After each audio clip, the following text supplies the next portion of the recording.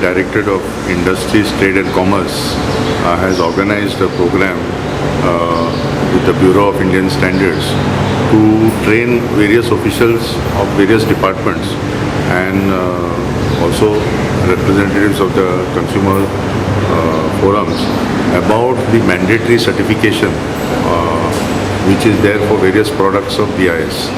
Now this is a very, very important training because there are many products like cement, helmets, packaged drinking water, steel, which are used in the state of Goa.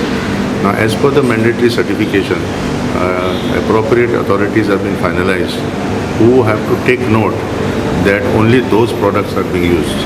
So we are very happy that such a program is being held in the state of Goa because this will start off the procedure wherein, for example, in the case of cement, which is used by Water Resources Department or PWD, then when finalizing tenders, it will be important that only the cement having the ISI mark is being used.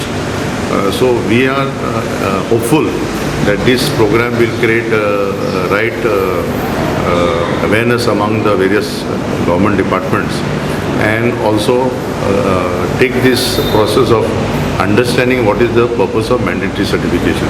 One very important part of this program is also the information that they have provided, wherein what is the procedure that we can undertake to bring more products under mandatory certification.